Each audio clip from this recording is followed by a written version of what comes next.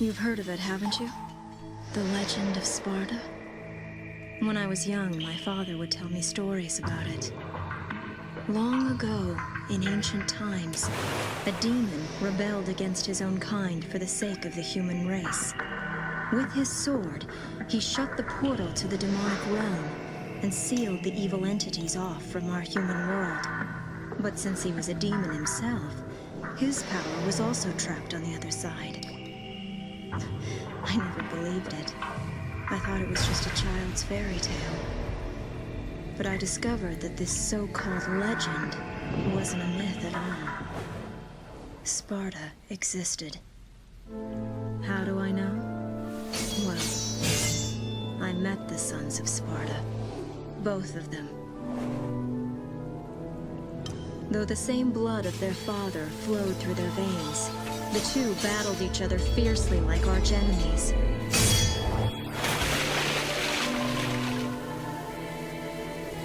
It seemed as if they derived some sort of twisted pleasure from this brotherly fighting.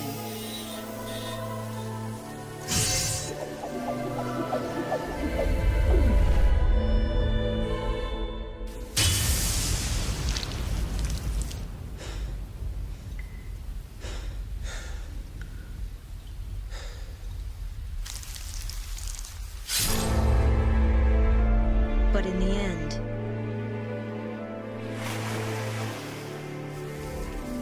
only one was left standing.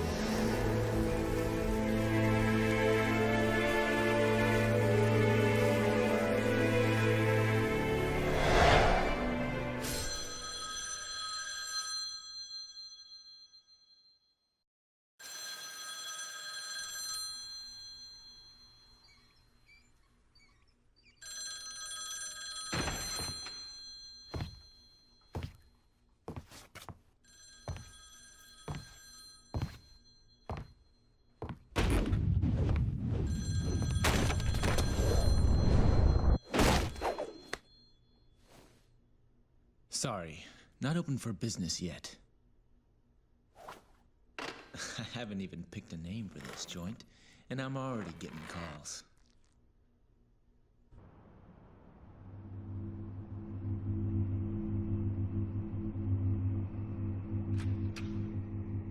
You a customer too?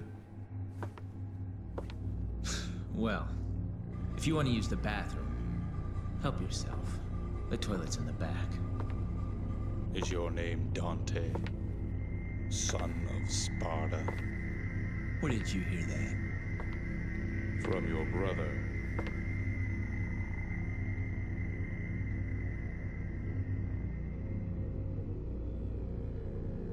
He sent this invitation for you. Please, accept it.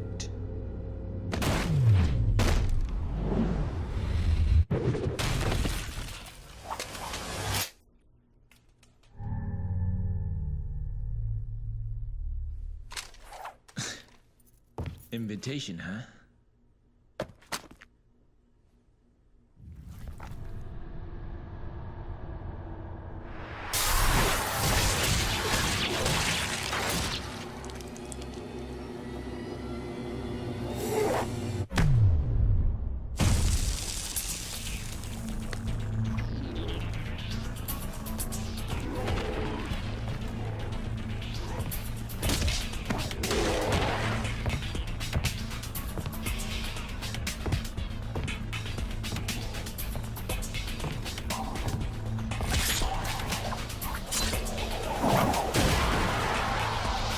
This party's getting crazy.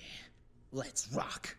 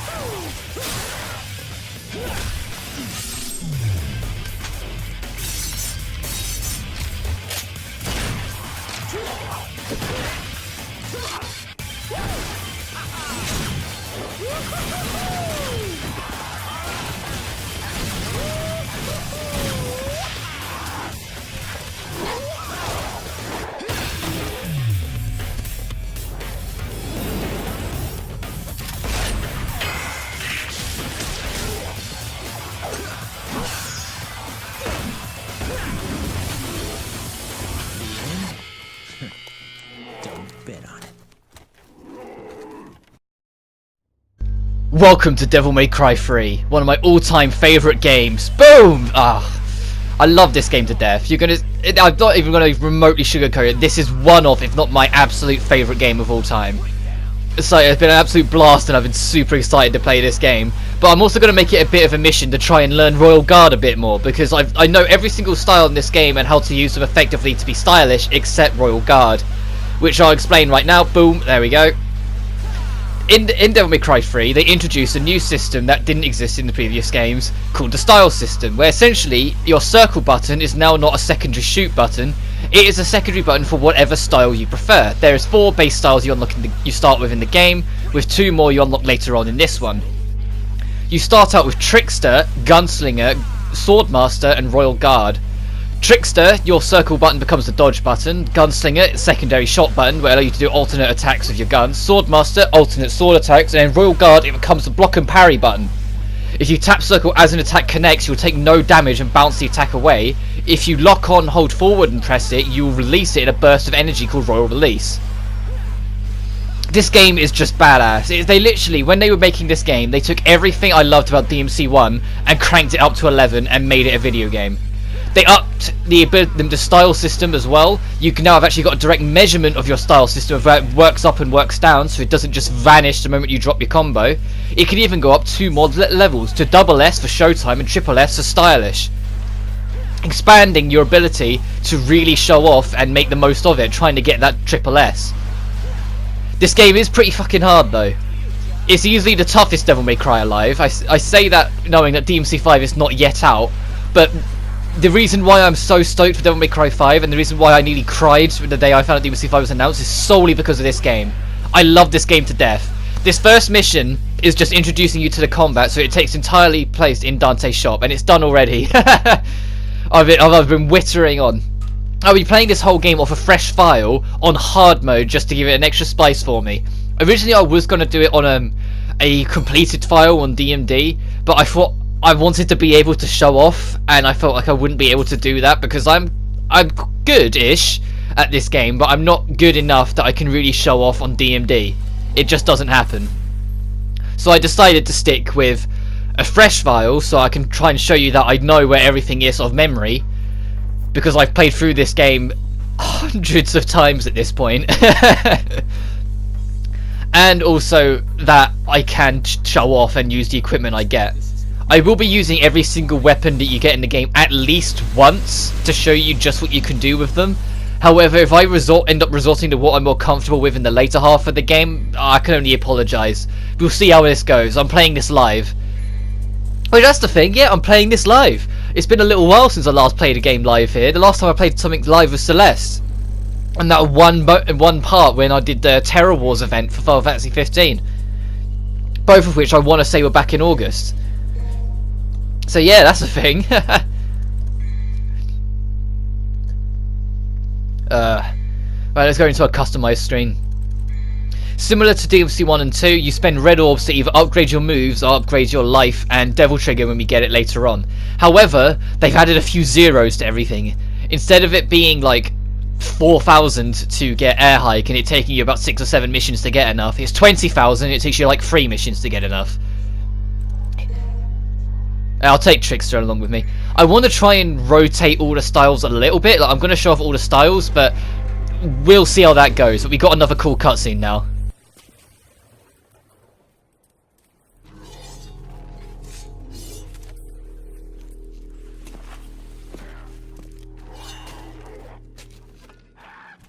Damn it! You guys totally wrecked my shop, and I haven't even named it yet! You're gonna pay for that.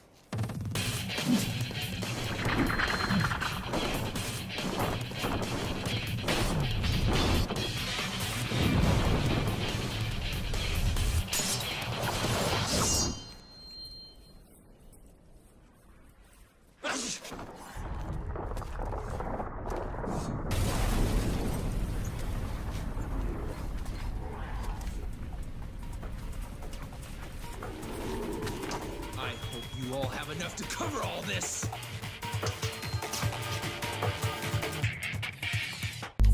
Also, you've probably noticed they slightly reinvented Dante in this game with his personality.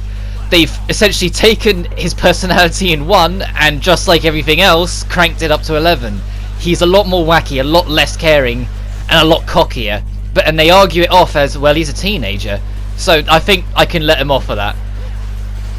Additionally, you might have noticed, but I wouldn't be surprised if you haven't, if you've never played it before, every single mission has at least one cutscene in it where the mission number will be present in it.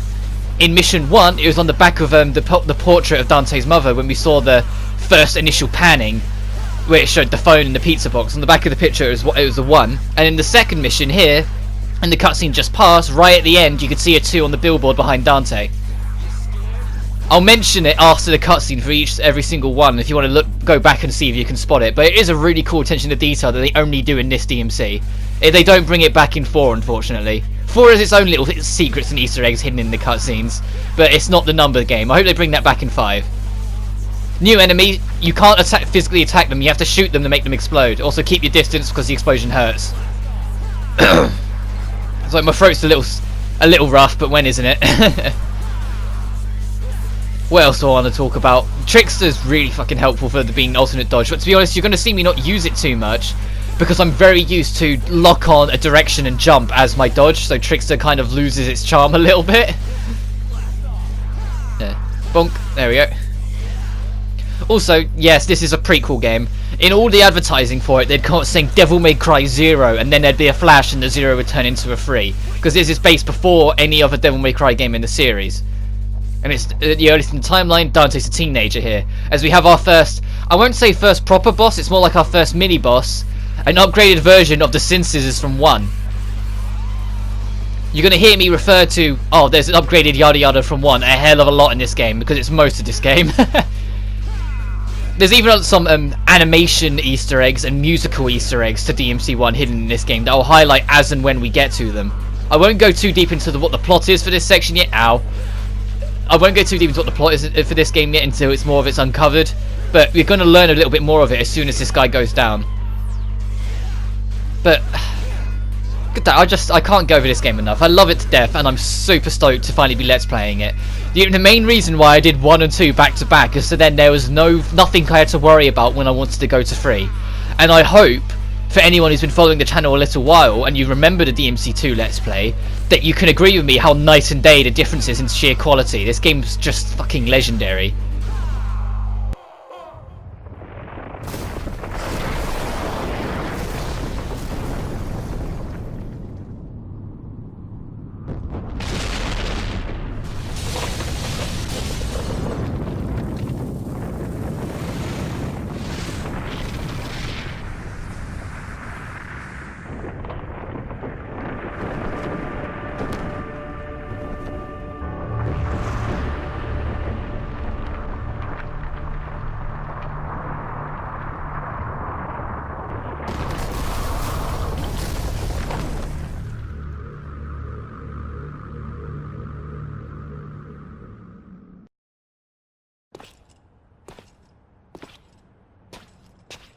It's been nearly a year since we last met.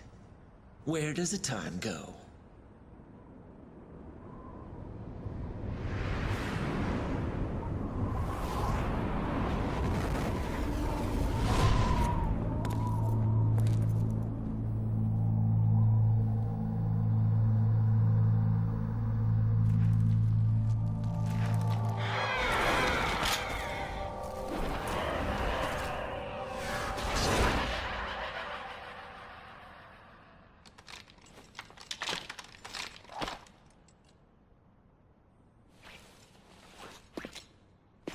No doubt you've got some fun planned for me. Right, Virgil?